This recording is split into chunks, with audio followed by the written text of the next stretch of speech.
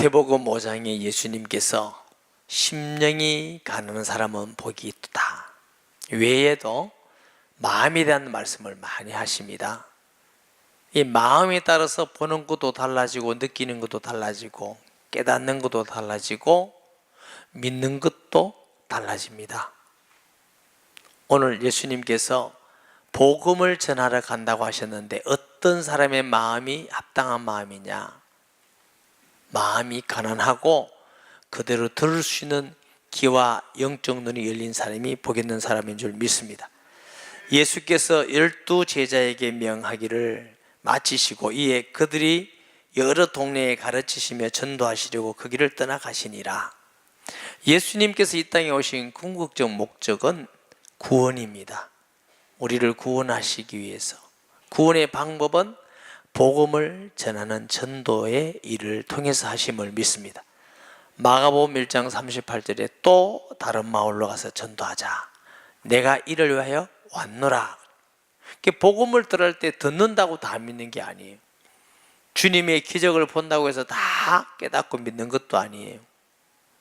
어린아이 같은 순박하고 진실되고 겸손한 자에게 복음은 합당한 줄 믿습니다. 그래서 이 세대를 무엇으로 비교할까? 비유하건대 아이들이 장터에서 앉아 제 동물을 불러 이르되 우리가 너희를 위하여 피리를 부르도 너희가 춤추지 않고, 잔치집에 기쁜 일이 있어서 피리를 부르는데 춤출 마음이 생기지 않고 오히려 아이고 제가 잘난 척하네 이렇게 욕하는 마음이 생긴다는 거죠. 우리가 슬피 울어도 너희가 가슴을 치지 아니하며, 장례식 만난 사람에게 슬프고 눈물 나는데 아이고 잘 됐다 이런 마음을 갖는 것은 옳지 않지요. 요한이 와서 먹지도 않고 마시지도 아니하며 그들이 말하기를 귀신이 들렸다 하더니, 인자는 와서 먹고 마시며 말하기를 먹기를 탐하고 포도주를 즐기는 사람이며 세례와 죄인의 친구로다 하니. 세례 요한이 하나님 앞에서 경건 생활을 위해서 먹지도 않고 마시지도 않으니까 아주 귀신 들렸다. 예수님께서 귀신을 쫓아내니까 귀신의 왕이다. 또 예수님이 드시니까 아이고 먹기를 탐한다, 죄인의 친구다. 옳은 마음이 아니죠. 삐뚤어지고 불신앙적이고 또 부정적인 마음의 사람들, 이 마음에는 하나님의 말씀을 바로 듣고 바로 이해하고 바로 깨달을 수가 없습니다. 우리의 마음이 가난한 심령과 같고 온유한 자와 같으면 말씀을 그대로 들을 수 있고 깨달을 수 있고 믿을 수 있고 행할 수 있는 그런 사람이 복된 사람인 줄 믿습니다. 마태는 그 다음에 세례 요한에 대한 말씀을 합니다. 세례 요한을 말하는 이유는 세례 요한 때문이 아니라 세례 요한이 엘리야의 심령으로 왔기 때문에 누가 왔다는 걸 전하고 싶어서? 그리스도 메시아가 왔다는 걸 전하고 싶어서 세례 요한에 대한 말씀을 하고 있습니다. 요한이 옥에서 그리스도께서 하신 일을 듣고 제자를 보내어 예수께 여쭤오되 오실 그이가 당신이니까 우리가 다른 일을 기다려오리까? 어떤 사람은 이것을 해석하기를 세례 요한이 믿음이 좋았는데 너무 어려움을 겪고 또 고난을 당하고 감옥에 있고, 또 세례 요한은 메시아는 육신의 왕으로 기대했는데 그리스도를 볼 때는 실망을 해서 혹시 이분이 그리스도가 맞는지 안 맞는지 몰라서 의심이 되어서 제자를 보냈다, 이렇게 해석하는 사람도 있습니다. 어떤 사람은 그것이 아니다, 세례 요한의 제자를 보낸 이유는 직접 예수님의 말씀을 듣고 행하는 표적을 보고 이분이 하나님 아들 그리스도라는 걸 알고 그리스도께 보내기 위해서 제자를 보냈다, 이렇게 해석하는 분도 계십니다. 저는 후자를 지하고 믿습니다. 왜 그러냐면 세례 요한은 성경에 보니까 어머니 뱃속에 있을 때부터 성령에 충만하다고 소개합니다. 아브라함도 복 있는 사람이고 300년 동안 한 해가 동안 에녹도 복 있는 사람이고 다윗도 복 있는 사람이고 죽음을 보지 않고 하나님 나라에 간 엘리야도 복 있는 사람이지만 성경 어떤 성경에도 그 사람들이 어머니 뱃속에 있을 때부터 성령 충만하다고 표현하는 사람은 아무도 없습니다. 세례 요한에게만 그런 표현을 쓰고 있습니다. 다시 말하면 어머니 뱃속에 있을 때 무슨 의식이 있겠습니까? 그런데 육신의 예수님의 어머니 마리아가 잉태해서 올 때에 엘리사벳 안에 있는 그 세례요한이 기뻐 뛰면서 성령이 충만해서 너무 좋아했다는 거지요. 하나님의 성령의 역사인 줄 믿습니다. 그 후에 광야에서 예수님께 세례를 베푸실 때에 이는 내 사랑하는 자여 내 기뻐하라는 아버지 음성을 들었고 성령이 비둘기같이 임하는 것도 경험을 했습니다. 세례요한은 말하기를 나에게 세례 주라고 한 그분이, 내가 세례 줄 때에 성령이 비둘기같이 임하는 그가 성령으로 세례 줄 자인 걸 말씀하셨다고 말하고 있습니다. 그런 경험도 했을 뿐만 아니고 예수님이 오실 때 세상 죄를 지워는 하나님의 어린 양이로다고 말했고, 예수님이 친히 그는 여자가 낳은 자 중에 가장 큰 자라고 예수님 말씀하셨어요. 이런 세례 요한이 예수님이 하나님 아들 그리스도의 의심에서 보냈다고 보기는 좀 어렵지 않겠느냐. 그러면 이 세례 요한이 왜 제자에게, 세례 요한의 사명은 주의 길을 예비하고 첩경을 평탄하게 하는 일인 줄 믿습니다. 세례 요한의 제자들이 와서 말하기를 선생님이 세례 준 저 예수란 사람에게 사람들이 들어갑니다, 하지 말라고 하세요. 이 말은 세례 요한의 제자들도 예수님보다 세례 요한을 더 큰 자로 봤다는 것입니다. 그러니까 많은 사람들이 혼선이 온 겁니다. 세례 요한이 그리스도인지 예수님이 그리스도인지, 가서 당신이 그리스도라고 물으니까 세례 요한은 나는 그리스도가 아니에요, 그는 흥하여고 나는 쇠해야 할 것이고 나는 그의 신들임에도 불기를 감당치 못하겠노라 하고 세례 요한은 고백도 했습니다. 근데 많은 사람이 세례 요한을 쫓아가면 이것은 세례 요한의 사명이나 하나님이 아니라 그리스도를 반역하는 일이 되뿌리는 거지요. 그래서 세례 요한은 감옥에 갇혀서 가장 비참하고 가치없게 죽임을 당합니다. 왜냐? 사람들이 세례 요한의 기대가 다 허물어지는 거죠. 아, 저분은 아니야, 우리가 저분을 기대했던 데 아니고 예수님이 그리스도군 하고 예수님께 모든 쫓아가는 것은 세례 요한의 사명을 감당하는 일인 줄 믿습니다. 근데 이런 의미에서 세례 요한의 마음에 있는 중요한 중심은 자신의 제자를 예수님께 보내는 사실이라는 것을 우리가 알게 됩니다. 자, 그들이 묻습니까? 예수께서 대답해 이르시되 너희가 가서 듣고 보고 온 것을 요한에게 알리되 맹인이 보며 못 걷는 사람이 걸으며 나병 환자가 깨끗함을 받으며 못 듣는 자가 들으며 죽은 자가 살아나며 가난한 자에게 복음이 전파된다 하라. 예수님께서 내가 그리스도다 이렇게 말씀하지 않으셨어요. 유대인들은 성경을 기본적으로 읽습니다. 그리스도께서 오실 것을 고대합니다. 그런데 예수님 오기 전 약 800년 전에 이사야는 성령이 충만해서 그리스도에 대한 예언을 많이 했습니다.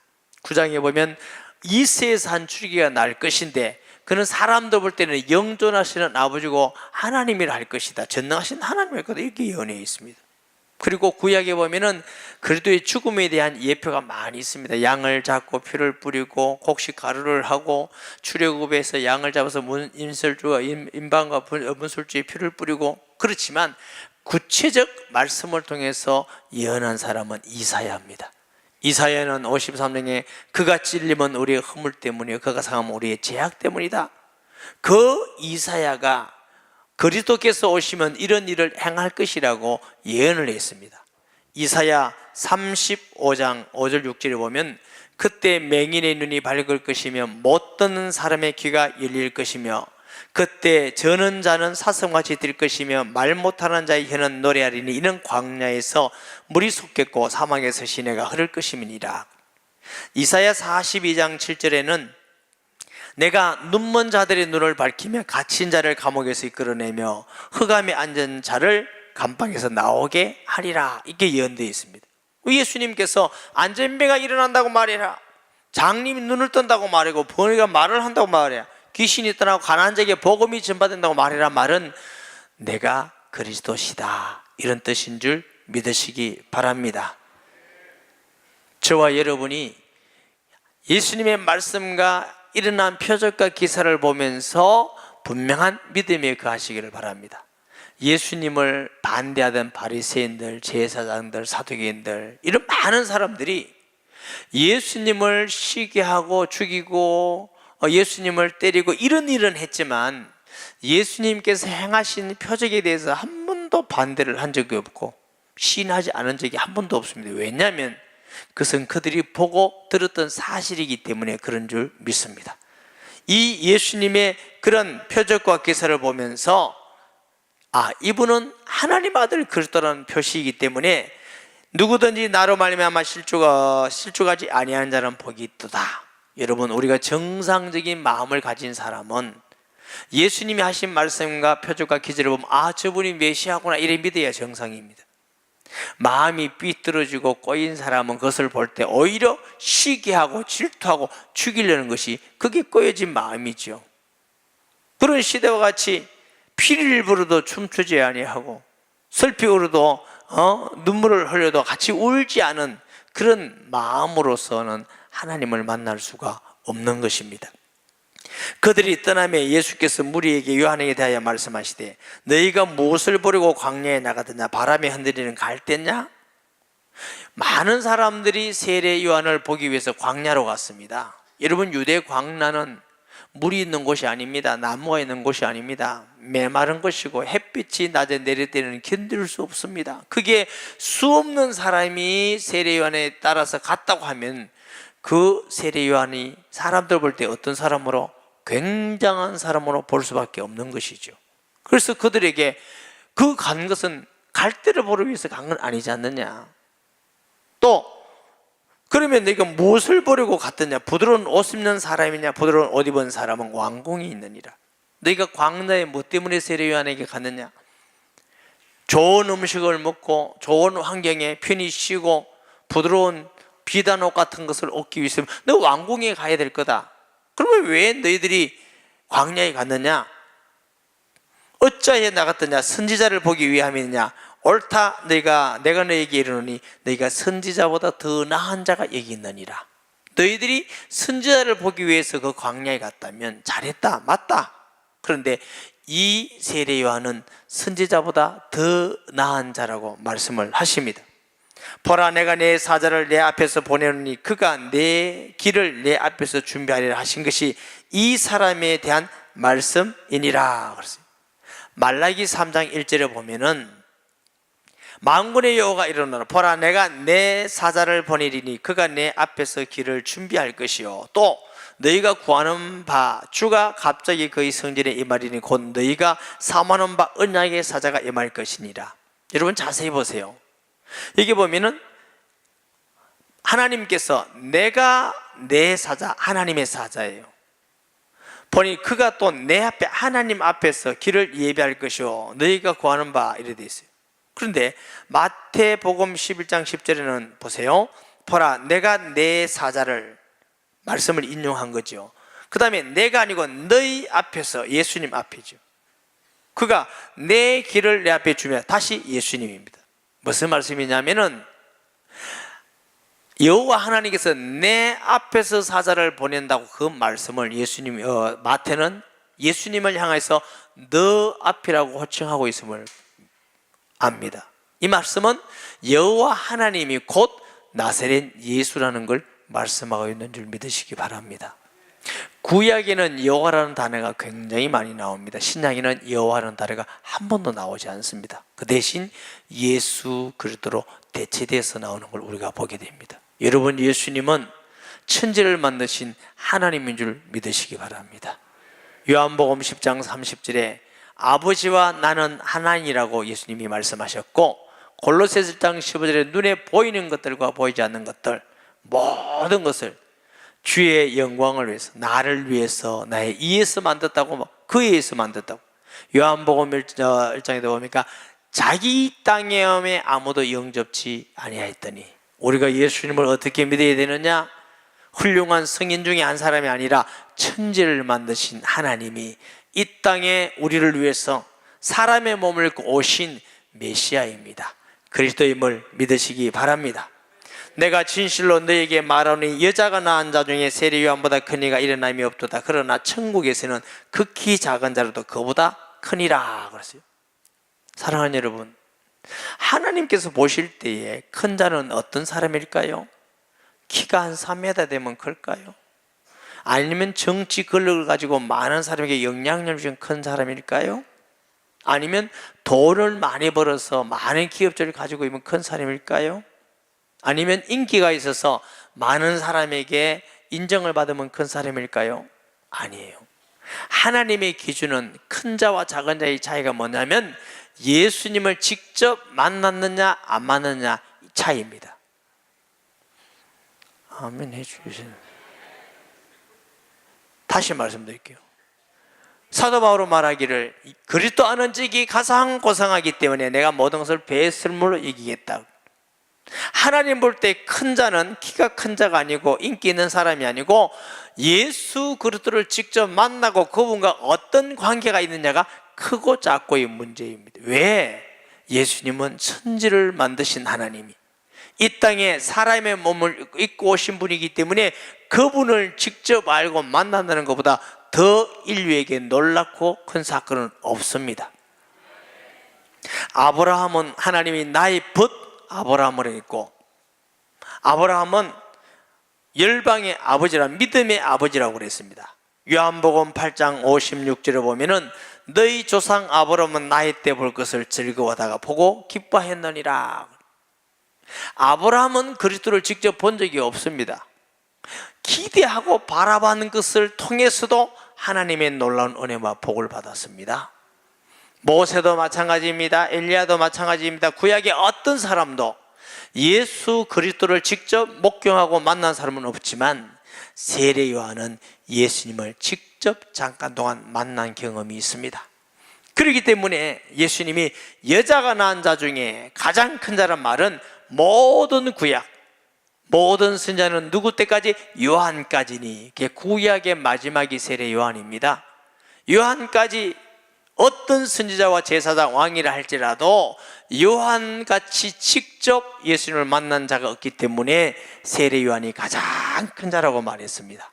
그러나 천국에서는 극히 작은 자다 말은 예수님 믿고 하나님 나라에만 신약시대의 사람보다는 가장 작은 자라는 것입니다. 왜냐? 우리는 천지를 만드신 예수님을 나의 구주로 성령으로 내 안에 모시고 늘 함께 살고 영원히 우리와 함께 있는 축복된 자이기 때문에 그런 줄 믿습니다. 요한복음 14장 16절에 내가 아버지께 구하겠으니 그가 또 다른 보혜사를 너희에게 주사 영원토록 너희와 함께 있게 하리니. 믿는 자 속에 계시는 성령, 우리 안에 계신 성령이 예수 그리스도인 줄 믿습니다. 어떻게 해서 그분이 우리에게 오셨느냐? 저와 여러분은 피조물이고 죄인인데 우리를 구원하기 위해서 주신 하나님이 주신 값은 세상의 돈이나 명예나 금이나 은이 아니라 하나님의 아들을 이 땅에 보내사 피 흘려 죽기까지 하고 우리를 구원하신 십자가의 보혈입니다. 그 보혈로 구원받은 우리는 아담과 같은 사람으로 돌아간 것이 아닙니다. 아담도 복되게 죄 없이 하나님 앞에 축복되게 제험을 받았지만은 그러나 아담은 다시 죄를 짓고 멸망할 수 있는 자였지만 예수 믿는 이제 우리는 내 안에 성령이 계셔서 영원히 우리는 지옥 갈 수가 없는 하나님의 자녀가 된 것입니다. 하나님 나라의 상속자가 된 것입니다. 왕같은 제사장이 되고 하나님 나라의 시민권을 가지게 된 것입니다. 바울은 이 사실을 알고 보니까 너무 감사하고 너무 감격해요. 왜 우리가 이런 은혜를 받았습니까? 그리스도의 보혈의 십자가에 있는 그 피의 값은 우리 구원하고 넉넉히 남는 모든 인류를 구원하고도 남는 가치를 치른 보혈인 줄 믿습니다. 그렇지만 믿는 자마다 구원을 얻는 것이죠. 이 십자가의 보혈의 효과는 얼마나 큰지 그 높이는 하늘에까지 닿는 것이죠. 그래서 우리가 구원받는 거 얼마나 깊습니까? 지옥 권세를 깨뜨리고 우리를 구원하신 만큼 복음의 능력의 효과는 대단합니다. 얼마나 넓습니까? 온 인류 지구뿐만 아니라 우주를 회복하고 만물을 회복하는 것까지 있는다고 합니다. 그래서 하나님은 그의 아들 예수를 통해서 만물이 통일되게 하려 하십니다. 만물을 그 예수 앞에 무릎 꿇게 하시고라고 말씀하셨어요. 얼마나 깁니까? 은혜를 받은 사람은 영원히 그 효과가 없어지지 않을 만큼 영원한 은혜입니다. 그만큼 십자가의 보혈의 은혜는 놀라운 것이죠. 저와 여러분이 그 은혜로 하나님의 자녀가 되었다는 것을 생각할 때마다 얼마나 우리는 감격이고 감사하지 않습니까? 하나님 볼 때 우리가 얼마나 사랑스럽고 우리가 얼마나 존귀하고 하나님 볼 때 우리가 얼마나 소중하겠습니까? 우리는 우리 자신으로 볼 때는 쓸모가 없는 죄인이요, 가치가 없는 자요, 하루살이 같은 먼지 같은 존재이지만 예수님 안에서 볼 때는 세상에 어떤 것도 비교할 수 없을 만큼 하나님 볼 때는 가장 존귀한 자입니다. 내가 그렇게 가장 존귀한 자면 그 예수 믿은 우리 형제 자매도 그렇게 존귀한 줄 믿습니다. 세상의 가치관의 기준은 높은 자리 있고 많이 배우고 잘생기고 인기 있는 사람을 더 중요하게 여깁니다. 그러나 하나님 앞에서 볼 때는 그 사람만 더 중요한 것이 아니라 배우지 못하고 못생겼고 키 작고 쓸모없다 할지라도 하나님은 그 사람 한 사람 한 사람을 그렇게 존귀하게 여김을 믿으시기 바랍니다. 우리 그리스도인은 세상적인 관점과 가치관을 가지고 사람을 보는 것은 옳지 않습니다. 예수님께서 우리를 보실 때 교회 안에서 사람들을 볼 때 세상에서 인정받지 못하고 아픔을 가지고 또 사람들에게 정죄를 받은 사람이 있나 할지라도 예수 그리스도를 믿고 구원받았다면 하나님 볼 때는 세상 우주보다 더 존귀한 자인 줄 우리가 알고 믿어야 될 줄 믿습니다. 그리고 이 놀라운 기쁨의 소식을 내만 알고 있는 건 안 되는 것입니다.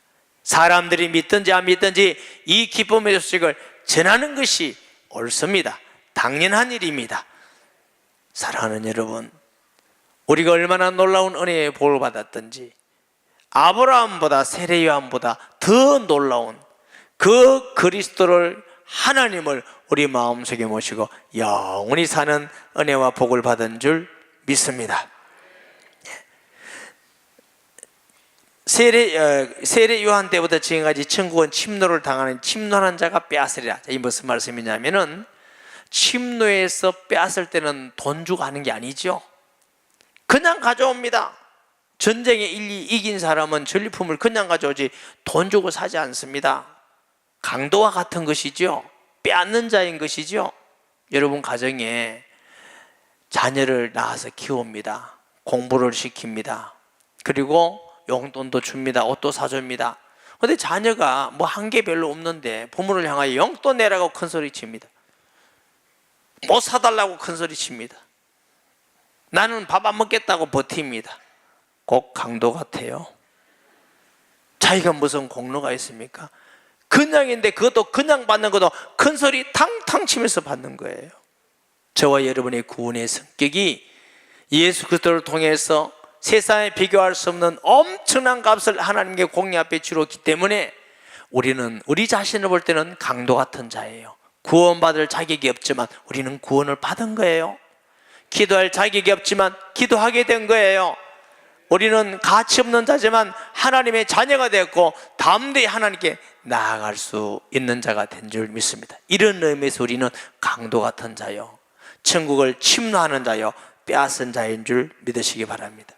모든 선자와 율법이 예언한 것은 요한까지니 만일 너희가 즐겨받을 때 오리란 엘리야가 곧 이 사람이라. 귀 있는 자는 들을지어다. 많은 사람들이 성경 지식을 가지고 그리스도가 오기 전에 엘리야가 먼저 온다. 예수님이 그 엘리야의 심령으로 온 자가 세례 요한이라고 말씀을 하고 있습니다. 말라기 4장 5절에 보면은 보라 여호와의 크고 두려운 날이 이르기 전에 내가 선지자 엘리야를 너에게 보내리니 그랬어요. 엘리야가 왔다는 말씀은 무슨 말씀이에요? 예수 그리스도께서 오셨다고 말해요. 사람들이 예수님께서 안진배가 일어나고 벙어리가 말하고 귀신 들린 자가 떠나가고 장님이 눈을 뜨고 가난한 자에게 복음이 증거된 걸 보면은 이분이 메시아구나. 세례 요한이 엘리야의 심령으로 먼저 온 자구나. 그리고 세례 요한은 스스로 말하기를 나는 그의 길을 예비하고 적경을 평탄하기 위해서 온 사람이라고 외쳤지만은 그들의 마음이 비틀어지고 불신앙하고 눈이 불신앙으로 가득 차 있기 때문에 볼 수가 없었다고 말하는 것입니다. 그래서 예수님께서 귀 있는 자는 들을지어다. 이 세대를 무엇으로 비유할까? 비유하건대 아이들이 장대에서 앉아 동물을 불러 이르되 우리가 너희를 향하여 피리를 부르도 너희가 춤추지 않고 우리가 슬피 부르도 너희가 가슴을 치지 아니하다 함과 같으니라. 사랑하는 여러분, 복음은 진리예요. 진리는 진실하고 겸손하고 낮은 심령에 필요합니다. 그런 자들이 말씀을 듣고 주님의 음성을 듣고 성경을 볼 때 깨닫고 믿게 되는 복이 있는 것입니다. 요한이 와서 먹지도 않고 마시도 아니하고 하며 그들이 말하기를 귀신 들다 하더니 예수님이 와서 먹고 마시니까 또 먹기를 탐한다. 아니, 안 먹는 사람에게 그렇게 귀신 들다 먹으면 아이고 잘 먹네 이래야 맞죠. 또 세례요한이 그렇게 금식하면 경건하다 하면 그러면 예수님이 그러면 경건하다 이렇게 말해야 되는데 자기들의 말을 거꾸로, 왜? 부패된 마음, 정죄하는 마음, 어쨌든 불신앙하는 마음, 이런 시대에 이런 사람들이 세상에 얼마나 많은지 몰라요. 예 아니라 아니라라 그랬습니다. 사랑하는 여러분, 하나님의 말씀대로 이루어지는 것을 보면 믿는 성도가 되시기를 바랍니다. 그 행한 일로 인하여 옳다함을 얻느니라. 무슨 말씀이냐면은 예수님 믿지 않는 세상 사람들을 볼 때에 성경 말씀을 보면 이해하기가 어렵고 원리적으로 안 맞는 것 같아요. 세상을 우리가 살아가면서 성경도 살면 망할 것 같아요. 그래서 성도들도 세상을 살면서 하나님의 말씀과 믿음과 순종으로 사는 것이 아니고 약간 세상으로 섞여 사는 거죠. 그러다 보면 자꾸 실패하는 것입니다. 우상 숭배하고 귀신을 숭배하고 악하게 하고 자기의 어떤 이곳에서 남을 밟고 불행하게 만들고 이러면 내가 성공하고 행복할 것 같은데 나중에 열매는 불쌍하게 되는 것입니다. 비참하게 되고 고통하게 되는 것입니다. 그러나 예수님 믿고 하나님을 경외하면서 말씀을 순종해야 하면 어리석어 보이지만 나중에는 하나님의 은혜로 아름다운 열매가 있고 풍성함이 있고 그 안에 기쁨이 있고 행복이 있습니다.